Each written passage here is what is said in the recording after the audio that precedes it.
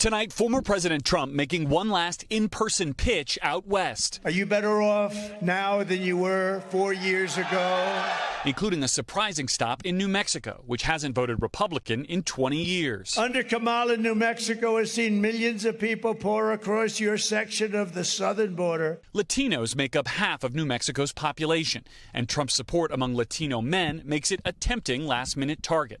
His two other stops today, Arizona and Nevada, where new polls show Harris leading among Latinos. But in Arizona, she's running 6 points behind President Biden's margin with Latinos in 2020.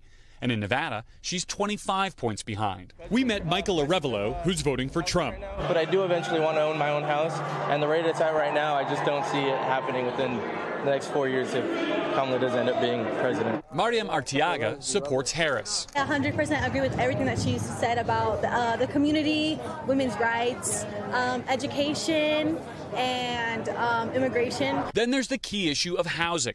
Nevada's Clark County, where Trump campaigns today, is among the toughest in the nation to buy a home, according to an NBC News analysis. The median home price now up to $452,000, among the top 15% of county prices nationwide. The vice president has proposed $25,000 in government down payment assistance. I will fight to help first-time home buyers with your down payment. J.D. Vance mocking that proposal today. Kamala Harris is trying to pass out free money to cover over the fact that her own policies are why housing is so expensive. All as Trump is going after Harris over President Biden's comments appearing to call Trump supporters garbage. The only garbage I see floating out there is his supporters. His demonization of Latinos is unconscionable. The president says he was not talking about all Trump supporters. Trump, after riding in a garbage truck, 250 million Americans are not garbage. Overnight wearing a sanitation worker's vest in Wisconsin. You can't lead America if you don't love Americans. That's true. And Garrett, you have some new reporting on the Trump campaign strategy going down the stretch here.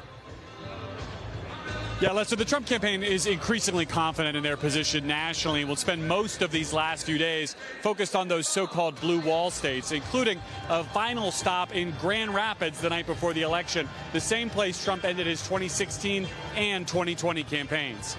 Lester? Thanks for watching. Stay updated about breaking news and top stories on the NBC News app or follow us on social media.